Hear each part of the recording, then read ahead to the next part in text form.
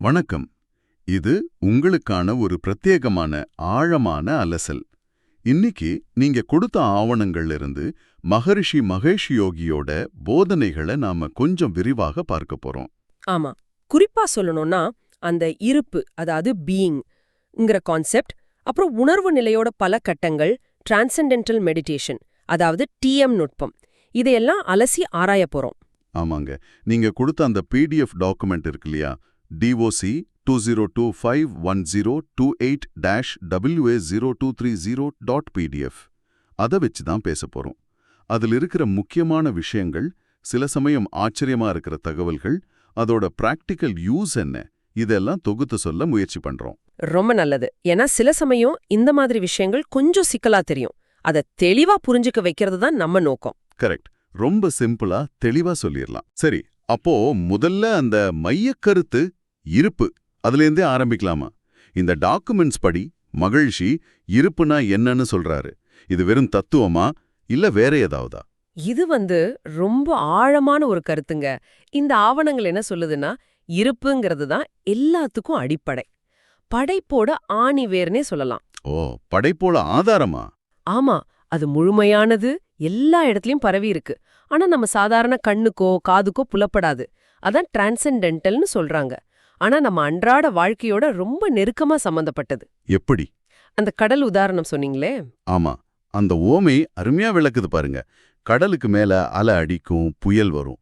ஆனா ஆழத்துல எப்பவும் அமைதியா அசையாம இருக்கும் இல்லையா? ஆமா.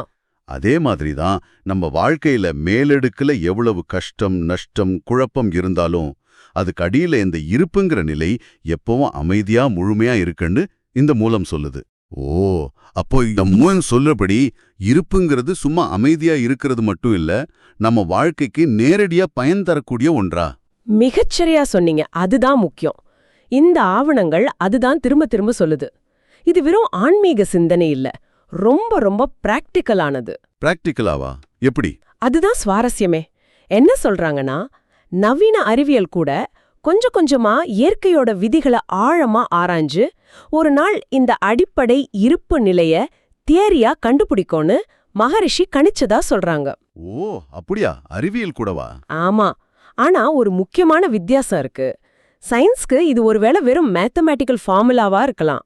ஆனா மகரிஷிக்கும் வேத மரபுக்கும் இது மனுஷன் கண்டுபிடிச்சதுலயே மிக மிக பயனுள்ள விஷயம். ஏன் அப்படி சொல்றாங்க? ஏன்னா எந்த ஒரு சாதாரண மனுஷனும், நீங்க நான் யார் வேணாலும் இத ரொம்ப சுலபமா அணுகி அதோட அளவற்ற சக்தியையும் அமைதியையும் யூஸ் பண்ணி நம்ம அன்றாட வாழ்க்கையை இன்னும் சந்தோஷமா சக்சஸ்ஃபுல்லா மாத்திக்க முடியும்னு இந்த மூலம் ரொம்ப உறுதியா சொல்லுது. கேட்கவே நல்லா இருக்கு. அப்போ அந்த நிலையை எப்படி அடையறது? அதுக்கு தான் அந்த டிரான்சென்டென்டல் மெடிடேஷன் டிஎம் உதவுதா? அது எப்படி வேலை செய்யுதுன்னு இந்த டாக்குமெண்ட்ல இருக்கா? ஆமாங்க. இந்த இருப்பு நிலைய அனுபவமா உணர்றதுக்கு இந்த மூலங்கள்ல சொல்ற ஒரு சிம்பிளான வழிதான் டிஎம். அது எப்படி வேலை செய்யுதுன்னு விளக்க ஒரு எண்ணக்குமிழி ஓமைய பயன்படுத்துறாங்க. எண்ணக்குமிழியா? ஆமா. ஒரு குளத்திலேயோ கடல்லையோ அடியிலிருந்து ஒரு காத்து குமிழி எப்படி மெதுவா மேல வந்து மேற்பரப்புக்கு வரும்போது பெருசா தெரியுதோ, அதே மாதிரிதான் நம்ம எண்ணங்களும் உணர்வு நிலையோட ரொம்ப அமைதியான ஆழமான பகுதியிலிருந்து உருவாகுதான். டிஎம் பயிற்சி என்ன பண்ணுதுன்னா, மனச ரொம்ப இயல்பா எந்த சிரமமும் இல்லாம அந்த எண்ணங்கள் வர்ற மூலத்துக்கே கூட்டிட்டு போகுது. ஓ, அந்த மூலம்தான் இருப்பு நிலையா? கரெக்ட். அதுதான் இருப்பு நிலை. இது ரொம்ப சுலபமான இயற்கையான ஒரு ப்ராசஸ்னு இந்த டாக்குமெண்ட் சொல்லுது. சுலபம்னு சொல்றீங்க. சரி, இதனால என்னென்ன நன்மைகள் கிடைக்கும்? அந்த டாக்குமெண்ட்ஸ்ல இத பத்தி என்ன சொல்லிருக்காங்க? நன்மைகள்னு அவங்க சொல்ற லிஸ்ட் பார்த்தா உண்மையிலே ஆச்சரியமா இருக்குங்க. இது மூளையில ஒரு தனித்துவமான ரொம்ப ஒழுங்கான ஒரு செயல்பாட்டை உருவாக்குதான். மூளையிலையா? ஆமா. குறிப்பா மூளை அலைகள்ல அதிக கோஹெரன்ஸ் ஏற்படுதுன்னு சொல்றாங்க. அப்படின்னா மூளையோட வெவ்வேறு பகுதிகள் ரொம்ப ஒருங்கிணைந்து ஒரு இசை மாதிரி சீரா வேலை செய்ய ஆரம்பிக்குது. ஓஹோ. இதனால மூளையோட மறைஞ்சிருக்கிற திறன்கள் எல்லாம் கூட வெளிப்பட ஆரம்பிக்குதாம். மூளையோட செயல்பாடு மாறுது, சரி. ஆனா நம்ம நடைமுறை வாழ்க்கையில என்ன மாற்றம் தெரியும்? ஏதாவது ஸ்டடீஸ் பத்தி இந்த டாக்குமெண்ட் சொல்லுதா? ஓ, நிச்சயமா. கிட்டத்தட்ட 600க்கும் மேற்பட்ட ஆய்வுகள், அதுவும் 200க்கும் மேலான யூனிவர்சிட்டிகள், 30 நாடுகள்ல நடந்த ஆய்வுகள் டிஎம்ஓவோட நன்மைகளை உறுதி செஞ்சிருக்கிறதா இந்த டாக்குமெண்ட் சொல்லுது. 600 ஆய்வுகளா? என்னென்ன கண்டுபிடிச்சிருக்காங்க? சில முக்கியமான விஷயங்கள் சொல்றேன் கேளுங்க. நுண்ணறிவு, அதாவது ஐக்யூ, அப்புறம் கிரியேட்டிவிட்டி அதிகமாகுதான், படிப்புல நல்ல முன்னேற்றம், மன அழுத்தம் பதட்டம்லாம் நல்லா குறையுது, அடியப்பா. ஒட்டுமொத்த உடல் மன ஆரோக்கியம் நல்லா முன்னேறுது. சில ஸ்டடீஸ்ல மெடிக்கல் செலவு 50% மேல குறைஞ்சதா கூட சொல்றாங்க. சிறை கைதிகள் திருந்தி வாழ உதவுது, போதைப்பொருள் மது பழக்கத்திலிருந்து விடுபட ஹெல்ப் பண்ணுது, வேலை செய்யற இடத்துல ப்ரொடக்டிவிட்டி திருப்தி எல்லாம் அதிகமாகுது. இப்படி லிஸ்ட் போயிட்டே இருக்கு. இதெல்லாம் நம்புற மாதிரியே இல்லையே. உண்மைதாங்க. ஜப்பான்ல தொழிலாளர் அமைச்சகத்துக்கு கீழே இருக்கிற ஒரு நிறுவனம், அப்புறம் அமெரிக்காவோட national institutes of health NIH நடத்தின ஆய்வுகள் கூட இந்த விளைவுகளை உறுதிப்படுத்துறதா இந்த டாக்குமெண்ட் சொல்லுது. நீங்க யோசிச்சு பாருங்களேன், மனத்தெளிவு, டென்ஷன் குறைக்கிறது, இதுக்கெல்லாம் இது எந்த அளவுக்கு உதவலான்னு.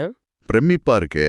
சரி, இந்த டிஎம் பயிற்சி மூலமா அனுபவிக்கிற அந்த ஆழ்நிலை உணர்வு, அதை தாண்டி வேற ஏதாவது உணர்வு நிலைகள் பத்தியும் மகரிஷி சொல்லியிருக்காரா? இந்த டாக்குமெண்ட்ஸ்ல இருக்கா? இருக்கு. அதுதான் விஷயத்தை இன்னும் கொஞ்சம் ஆழமாக்குது, இன்ட்ரெஸ்டிங் ஆக்குது. மகரிஷி மனுஷ உணர்வு நிலையோட 7 தனித்தனி கட்டங்களை பத்தி விளக்குனதா இந்த மூலங்கள் சொல்லுது. 7 கட்டங்களா? என்னென்ன அது? முதல் 3 நமக்கு நல்லா தெரிஞ்சதுதான். 1 விழிப்பு நிலை, வேக்கிங், நம்ம இப்ப பேசிட்டு இருக்கிறோமே இது. 2வது கனவு நிலை, ட்ரீமிங். 3வது ஆழ்ந்த உறக்க நிலை, ஸ்லீப்பிங். இதுல மனசு செயல்படாம இருக்கும். சரி, 4வது? 4வது நிலைதான் டிஎம் பயிற்சி செய்யும்போது அனுபவிக்கிற ஆழ்நிலை உணர்வு, டிரான்சென்டென்டல் கான்ஷியஸ்னஸ். இதுல எண்ணங்கள் இருக்காது, ஆனா முழு விழிப்புணர்வோட ரொம்ப அமைதியா இருக்கும். இதத்தான் இருப்பின் நேரடி அனுபவம்னு இந்த மூலம் சொல்லுது. ஓகே, இந்த 4 நிலைக்கு அப்புறம் மிச்சம் 3 என்ன? அடுத்தது 5வது நிலை, பிரபஞ்ச உணர்வு, காஸ்மிக் கான்ஷியஸ்னஸ். இது எப்படின்னா, அந்த 4வது நிலையோட அமைதியும் விழிப்புணர்வும் இருக்கு இல்லையா, அது மத்த 3 நிலைகள்லயும், அதாவது விழிப்பு, கனவு, உறக்கம் எல்லாத்திலையும் பெர்மனண்டா கூடவே இருக்கும். வாழ்க்கை ஒரு நிலையான சுதந்திரத்தோட, பிரச்சனையே இல்லாத ஒரு ஆனந்தத்துல இருக்கும்னு இந்த டாக்குமெண்ட் சொல்லுது. அடடா. 6வது நிலை, கடவுள் உணர்வு, காட் கான்ஷியஸ்னஸ். இங்க அந்த பிரபஞ்ச உணர்வுல கிடைச்ச எல்லையற்ற தன்மை, அன்பு, அழகு இதெல்லாம் இன்னும் ஷார்ப்பாயி படைப்போட ரொம்ப நுணுக்கமான விஷயங்கள் எல்லாம் புரிய ஆரம்பிச்சு அது கடவுள் மேல பக்தியா மாறுது. ஓ. 7வது கடைசி உச்சகட்ட நிலைதான் ஐக்கிய உணர்வு, யூனிட்டி கான்ஷியஸ்னஸ், இல்லனா பிரம்ம நிலைன்னு சொல்றாங்க. ஐக்கிய உணர்வு நிலையா? கேட்கவே ரொம்ப உயர்வா இருக்கே. இதத்தான் மனுஷனோட வளர்ச்சியோட உச்சம்னு இந்த மூலம் சொல்லுதா? ஆமா, மிகச்சரியா. இந்த ஐக்கிய உணர்வு நிலைய மனுஷன் அடையக்கூடிய பரிணாம வளர்ச்சியோட சிக்கரமேனே இந்த ஆவணங்கள் சொல்லுது. இத விளக்க ரிக்வேதத்திலிருந்து ஒரு மந்திரத்தை கூட கோட் பண்றாங்க. அப்படியா? என்ன அது? அதோட அர்த்தம் என்னன்னா, இந்த நிலையில படைப்புல இருக்கிற ஒவ்வொரு சின்ன தூசு கூட, ஏன் பிரபஞ்சத்தோட ரொம்ப தூரத்துல இருக்கிற நட்சத்திரம் கூட நம்மளோட சொந்த எல்லையற்ற உணர்வோட வெளிப்பாடா அதோட அலைநலாவே அனுபவப்படுமா. நம்பவே முடியல. ஆமா, எல்லா இடத்துலயும் நிறைஞ்சிருக்கிற அந்த தெய்வீக சக்தி படைப்பு முழுக்க பரவி பிரகாசிக்கிறத அப்படியே உணரப்படுமா. இங்கேதான் அந்த அகம் பிரம்மாஸ்மி, நானே பிரம்மம், நானே அந்த முழுமைங்கிற நேரடி அனுபவம் கிடைக்குது. ஓஹோ. இந்த நிலையில இயற்கையோட எல்லா விதிகள் மேலயும் ஒரு முழுமையான கண்ட்ரோல் கிடைச்சு வாழ்க்கையோட எல்லா சாத்தியக்கூறுகளையும் முழுசா வாழ முடியும்னு இந்த டாக்குமெண்ட் சொல்லுது. நீங்க யோசிச்சு பாருங்க, உங்க பர்சனல் growthக்கு இது என்னென்ன சாத்தியங்களை காட்டுதுன்னு. உண்மையிலே வியப்பா இருக்கு. சரி, இந்த இருப்பின் விஞ்ஞானம்ங்கிறது இந்த தியரி எல்லாம் பத்தின்னு வச்சுக்கிட்டா, வாழும் கலைன்னு ஒன்னு சொல்றாங்களே, அது என்ன? அது இதோட பிராக்டிக்கல் சைடா? நீங்க சொல்றது சரிதான். இருப்பின் விஞ்ஞானம் தியரி பேஸ்னா, வாழும் கலைங்கிறது அதோட அப்ளிகேஷன். அந்த இருப்போட தன்மைகள், அதோட அமைதி, சக்தி, ஒழுங்கு இதெல்லாம் எப்படி நம்ம அன்றாட வாழ்க்கையோட எல்லா பகுதிகள்லையும், நம்ம உடம்பு, மனசு, நரம்பு மண்டலம், நம்மளோட செயல், பேச்சு, எண்ணம், நடத்தை, ஏன் நம்ம சுத்தி இருக்கிற சூழல்ல கூட எப்படி கொண்டு வரதுன்னு இது விளக்குது. ஓ. இதுல ஒரு முக்கியமான விஷயம் செயனில் திறமை, ஸ்கில் இன் ஆக்ஷன். அப்படின்னா கம்மியான முயற்சியில அதிகமான பலனை எப்படி அடையிறது, அதே சமயம் நம்ம செயல்களோட விளைவுகளான கர்மாவோட பிடியிலிருந்து எப்படி விடுபடுறதுன்னு இது சொல்லுது. அப்போ இந்த ஐடியாஸ வாழ்க்கையோட வெவ்வேறு ஃபீல்டுக்கும் அப்ளை பண்ண முடியுமா? ஹெல்த், எஜுகேஷன் மாதிரி? நிச்சயமா. இந்த டாக்குமெண்ட்ஸ் அதை தான் செய்யுது.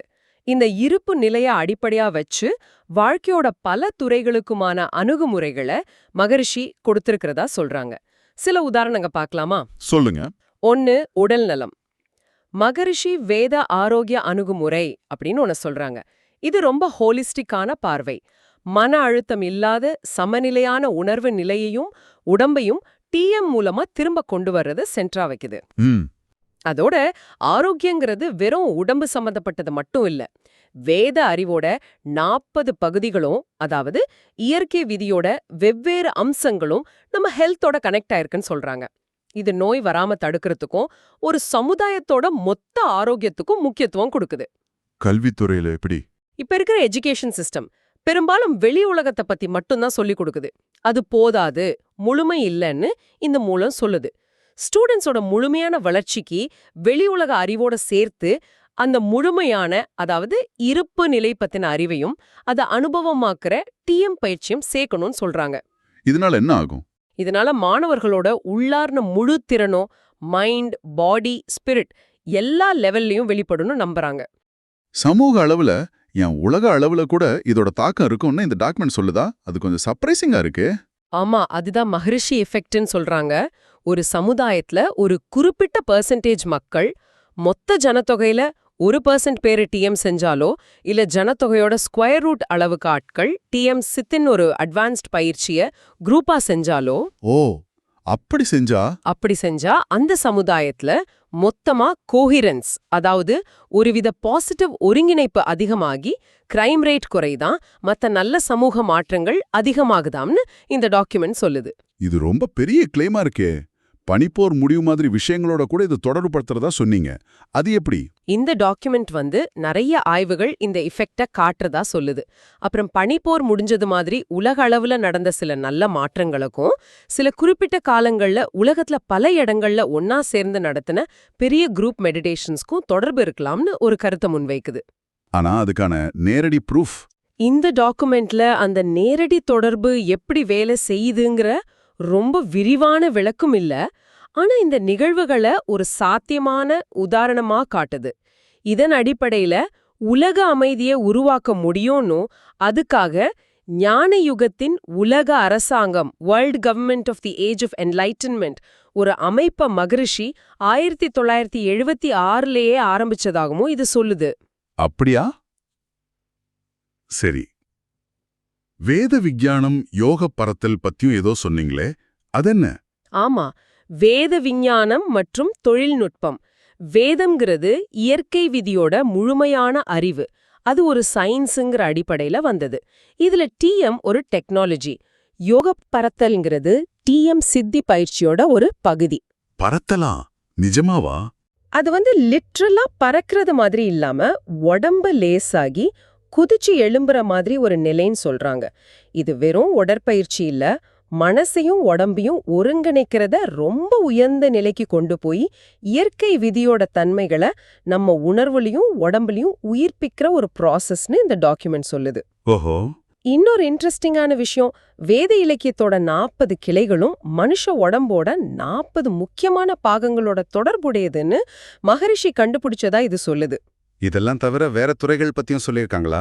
ஆமா, கவர்மெண்ட், மேனேஜ்மெண்ட், பொருளாதாரம், பாதுகாப்புன்னு பல துறைகளுக்கு முழுமையான கோட்பாடுகளை, அப்சல்யூட் தியோரிஸ மகரிஷி கொடுத்திருக்கிறதாவும், பூமியில சொர்க்கத்தை உருவாக்குறதுக்கு ஒரு முழுமையான பிளானையே அவர் வகுத்ததாவும் இந்த மூலங்கள் சொல்லுது. நீங்க யோசிச்சு பாருங்க, இந்த ஐடியாஸ்ல எது உங்க வாழ்க்கையோட இல்ல உங்க ஆர்வத்தோட ரொம்ப பொருந்தி போகுது? இந்த முக்கியமான பயன்பாடுகள் எல்லாம் சரி, இதுக்கு அடிப்படையா வேற சில கான்செப்ட்ஸ் பத்தியும் இந்த மூலங்கள் பேசுதா? உதாரணத்துக்கு பிராணன், கர்மா பத்திலாம். ஆமா, பிராணா, அதாவது உயிர் சக்தி பத்தியும் பேசுது. அது இருப்போட முதல் அதிர்வுன்னும், அந்த அதிர்வு தான் அப்புறமா மனசாவும் பருப்பொருளாவும் மாறுதுன்னு ஒரு கருத்தை சொல்லுது.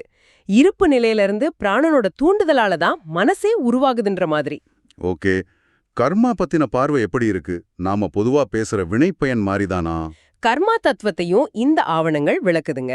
ஒவ்வொரு செயலுக்கும் ஒரு விளைவு உண்டு.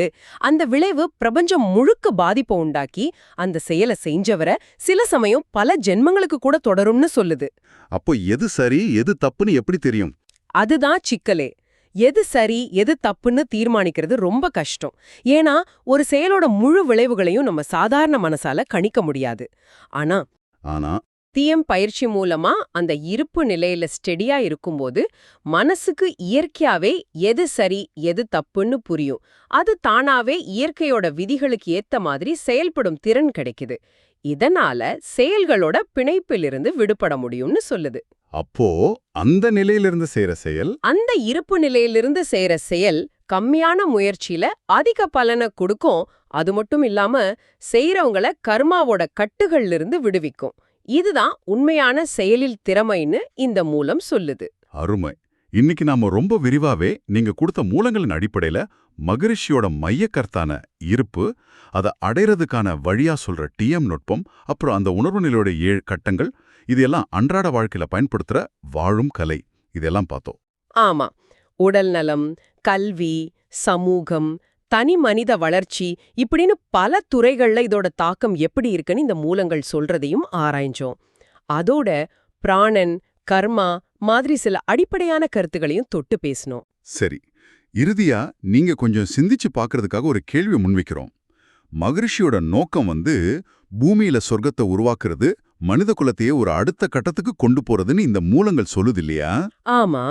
ஒருவேளை இந்த டாக்குமெண்ட்ஸ்ல சொல்ற மாதிரி அந்த இருப்பின் எல்லையற்ற சக்தியை அணுகுறதும் இயற்கையோட விதிகளோட இசைஞ்சு வாழ்றதும் பரவலா ஏத்துக்கப்பட்டுச்சுன்னா, அது நாம வாழ்ற இந்த வெளி உலகத்தை உண்மையிலே மாத்தி அமைக்குமா?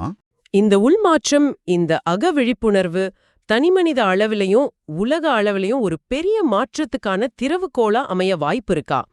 இது இந்த மூலங்கள் சொல்றத வச்சு நீங்க இன்னும் ஆழமா யோசிக்க வேண்டிய ஒரு விஷயம். நினைவில் வச்சுக்கோங்க, இது மூலங்கள்ல இருக்கிற தகவல்களை வச்சு நாங்க நடுநிலையா முன்வைக்கிற ஒரு சிந்தனை தான்.